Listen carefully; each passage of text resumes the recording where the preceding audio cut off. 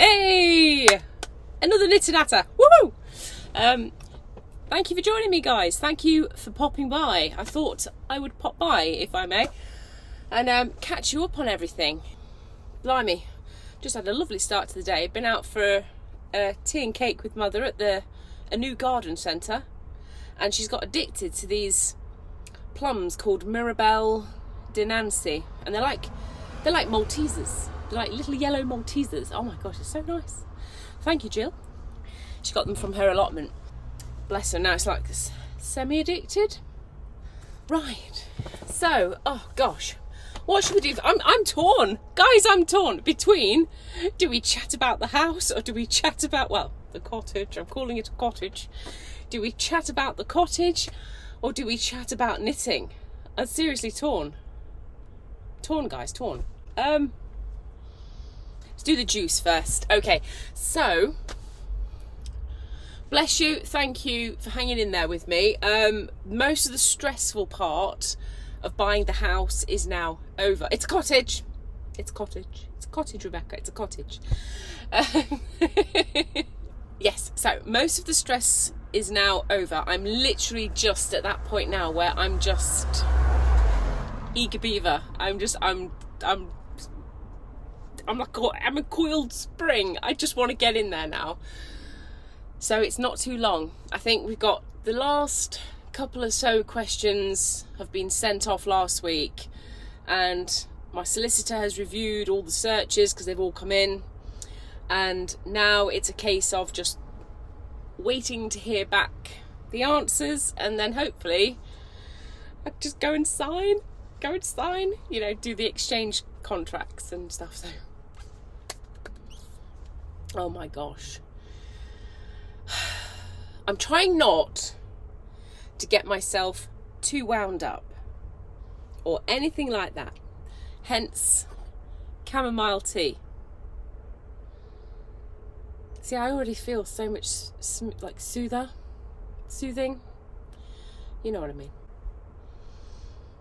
Oh, I don't need drugs. I've just got tea. Oh, see, I'm calm already. Don't need a joint. I've got chamomile. I should move into the cottage hopefully by the end of August. I really don't want it to go into September. If it does, it does. What will be, will be. But fingers crossed, it's all looking good, hopefully for the end of August. And we're going into the season now in the year where I absolutely shine. It's my season. I don't know what yours is. Some people absolutely love the heat and the long days of summer, and they love basically just burn me. And then other people love the bitterness and the brutality of winter, and, you know, bundling up and all of that sort of stuff. For me, I like late summer, so we're talking September. So it's kind of perfect. Yes, so me and little Sophie have been and had a few little mini adventures. I did contemplate on it, and I did set out recording the odd little bit of B-roll footage and stuff like that, but I soon came to realise that this was a journey for me, you know. No disrespect, no offence to anybody. I've been to Yorkshire. I'm trying to remember, I've probably got to look in my phone actually. What have I been up to? You know how you take loads and loads of photographs and they just sort of sit in your phone and not really do much of anything? What I tend to do is I make a folder for each year. So the vast bulk of photos that are just not really, you know, you take them and you forget about them. But the ones that stick in your mind are quite clearly the photos of the year, sort of thing.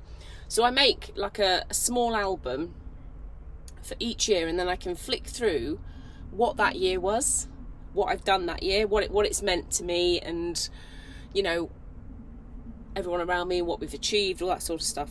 So having a look through, what have I been up to? Right, I think I've updated you on that. I've updated you on, there's the victory top, okay. Right, yeah. Oh, Belton House. Okay. Oh, Skeggy Vegas with the jellyfish. Yeah, okay. I think I went Nottingham, Yorkshire, round about Yorkshire, sort of hopping from National Trust to National Trusts.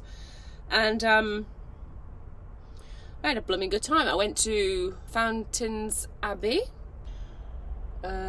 Is East Riddleton Hall. I quite enjoyed that one. I could move in there. I could quite happily live there, even without radiators. Not a problem for me. Nostell Priory, I went there. That was really nice. That was a lovely, sweet, romantic story. And yeah, I'd say I enjoyed that. Not quite as much as Wimpole, but I enjoyed it. Wimpole's still my favourite, I think. And then I made my way to Harrogate because Ian was telling me all about Betty's Tea Room, and I thought that's got to be done because they still have like the nippies and things, you know, where they've got like the white pinnies and their polished shoes. It's all done like really nice and proper, but it's really cosy and comfy in there, like really comfy, you know. And that was sort of like one of my to-dos for the year. Like I wanted to go there and experience that, and it was absolutely gorgeous. So then other than that, I've been to Derbyshire. I went swimming in a wild spring pool in Matlock with my friend, and we didn't go in Sophie. I don't think Sophie would enjoy those kind of gradients. Yorkshire was okay, apart from maybe like one or two where she had to go into second gear and, you know, crawl basically. Bless her, poor girl. But yeah, no, that one was yeah, they are merciless. I think the Derbyshire Peak District gradients, they're quite, and Sophie only likes me, preferably you know, in the sunshine.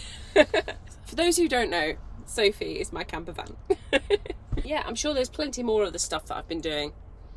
I've joined a knitting club. That's fun. It's a great bunch of girls, it really is. Yeah.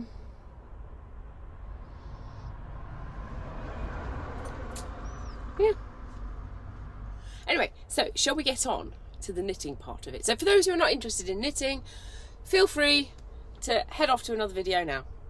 But if you would like to hear the ramblings of a knitter to the knitterholics, here we go. I left you on the cardigan and the victory jumper in everyday colours.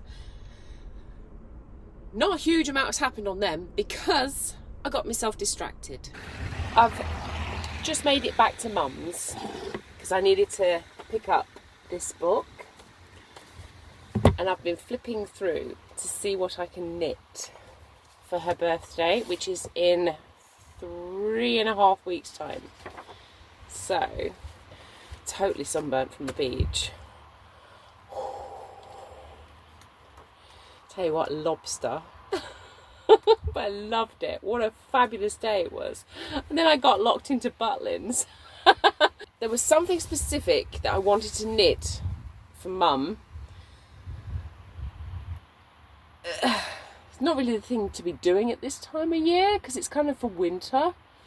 But it was this. She'd spotted this in one of my knitting books and absolutely loved it. And it's the waistcoat. So I've had a rummage through all my stash. I've literally brought it all out. I couldn't find anything. The only thing close that I could find, which I sort of have a half decent quantity for, is this. I've got 6 of this, which is Cotton Rich Aran. This pattern uses 6.5mm needles.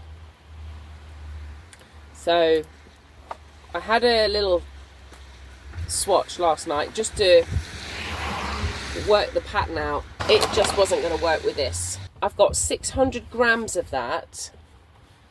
So instead, I've had a flip through to see what other options there are that I can knit up for her birthday present. And I'm thinking of doing this one. It's a double knit, but double knit Aran you can kind of be fast and loose with it. I thought for the colder moments on the garden, when it's not warm enough for an actual cardigan or a jumper, she can just throw this on over her t-shirt, and it's just that extra layer, and it's cotton, so it's not like it's going to be sweaty or anything like that. So that's what we're making for her birthday. But of course, I'm starting this in June. It won't be in June's Knit and Knatter. It'll be in July's Knit and Knatter. Let's give it a go. Woo! Oh my God! It's not been pressed or anything, and it's not been washed, No. but there you go. Oh, you look fabulous, Mother. You look really good in it. With it being my mum's birthday present, I wanted to do a really good job. Obviously, it's a gift. So I made sure that I tried to do my best job on sewing up and, you know, being all neat and everything. And I think it worked out okay. Bearing in mind, it's not my forte. It's not my strong suit. But, yeah, I did it. I tried my best. And, you know, that's all you can do. Anyway, so, cardigan, done nothing on it. Because, quite frankly, in the height of summer, I don't particularly want to be working on this. So, I'll pick this up probably once I've moved in. For the Victory jumper, I thought I had finished doing the knitting. So I came to doing the stitching up, and I found that I've fluffed up on the sleeves. So I decreased a little bit too much too soon for the actual cap bit. So that has left me with a slight dilemma, which of course went back in the bag in my sort of state, and I now am just about ready to come back to it. Basically, I'm short of about 5 or 6 rows, and you can see how it's just ever so slightly short of where it needs to be. So I need to unpick the bind off here, and then I had sort of 2 options. Do I just knit straight so that I've got the remaining correct number of stitches? But then that would look odd because you're shaping and then go straight. So I'm just going to shape, hope for the best. I've also, since I actually broke this project back out, because you remember I started this when I was in Derbyshire in the middle of nowhere with whatever I had. Well, it was double knit cotton that I had, and it was a needle size that I think is 2.75, and I think the pattern calls for 3.25, so two sizes lower. So never mind. So it has come in a little bit smaller, a little bit snug. I mean, a lot of the time my problem isn't this area, it's this area. That's my problem. I tell you something, HRT. Girls, if you want a boob job, try HRT patches first, because doing. So TMI? Helpful advice, maybe, I don't know.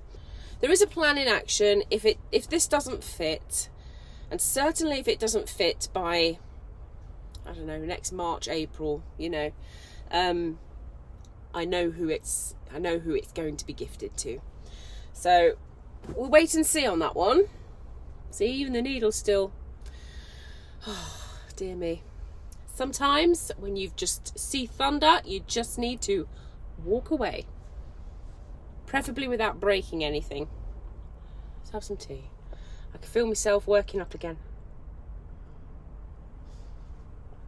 Oh, mellow. You can grow a chamomile flower lawn, which would be so soft and squidgy, and I'm contemplating that. There's like a little square in front of the property that you just think, ooh, that would kind of be a little bit perfect for, you know, chamomile lawn to just, on lovely sunny days, to just be able to sunbathe on your chamomile lawn. And so soft underfoot. Oh, gorgeous. Anyway, yes, so scrappy busting. So I know it says teenage knitwear.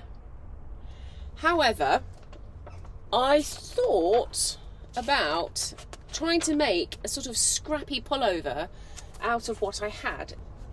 And it's actually very, very simple to do. Rifling through my little stash bag, I actually don't have as many sort of scraps as I thought I did. So I thought instead I'd have a go at trying to make it out of sort of more kind of uniformy colours. These are the WI double knit yarn from Hobbycraft, and it's what I made Mr. Rugger's hat out of at the beginning of the year. So the pattern calls for it to be 3-ply and, I don't know, 2.5, size 12s or something, 2.5 mil, something like that. Thin, you know. Slight needles, let's have a look. Number 10 and number 11. Whatever that is, 3 mil-ish. My stash is mostly double knit in Aran. So, you know, I have to kind of like try and work with that. And the recommended needle size is 4 mil. I thought I'd go with that really. And I'd done the largest size, and it, again, fits here. But, you know, 1 or 2 not so little problems. I increased it by 1 sort of rep of the pattern, and I'm sure it's going to fit fine. For the right side, knit 11, purl 2, knit 3, purl 2, 18. And then on the reverse, you just do the opposite. So it's purl 11, knit 2, purl 3, knit 2. You know, you get my gist. So yeah. So and then what you do is, running down here, you've got then your sort of your tramway on like a field for a farmer, and you take your needle and some thread, and sort of every other one you're going to like go underneath the I don't know, the float, the track, whatever you want to call it, that thing there. Now I did do a couple of samples on different needle sizes, just so I could see what the measurements were and how the colours might sit and all the rest of it, just to make sure I was quite happy with it. And then I went for it basically. Woohoo! Because we're stash busting, there's not a huge amount of each of the colours left. The colour that was most is the yellow. So what I've done is I've sort of started with yellow at the bottom, because that'll be the one that always repeats first. And then blue, I've got just a little bit more of that than the red. So the burgundy, whatever you want to, whatever colour it is. So that's the kind of pattern I've got, because now I'm going to shape, there'll be less stitches per row to try and eke out the colours. And then also, just because I'm going to do, before I start getting into all that, I'm going to do the front as well and knit the front up, so then I really know what colours I've got left. I was being very, very rose tinted optimistic about being able to eke out my colours on this. It's not going to happen, so it's going to have to become a slip over, because there's really not a lot left, you know. So yeah, I started with this to try and like work out how to use this up, trying to match the colours for this. And then I sort of asked Michael, the old boy, at one of my local spots. We get on really well. Have I told you about his stories? Some of his stories. I don't know whether they're true or not, but they're fabulous either way. I'll tell you something, if they are true, my God, he's lived a life. And if they're not, he's got a great imagination. So he wins either way. He's fabulous. I asked him, what do you think? And he said, well, you'd be more authentic if you knock off the variegated. I went, Fair enough, I'll do that then. Because this is WI yarn, they're kind of to, what's the word I'm looking for? You know, evoke the nostalgia, evoke the colours of the day, so to speak, you know, back in the day. Chamomile. Work your magic. Oh, so nice. So that is about it, guys. I hope you're doing all okay. Betty, I hope you're doing well. I don't know what you've got on your pins, love, but I'm sure it's wonderful and perfect. I won't be back now probably until mid to late September, because I want to get in and get sorted and settle and actually get a decent night's sleep.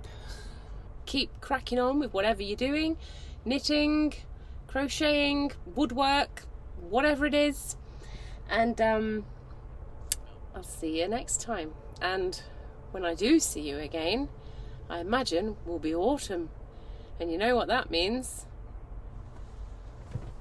Christmas.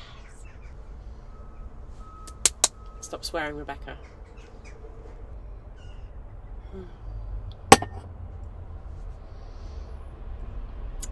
Right, okay. Thank you very much. See you again soon. Take care. Bye.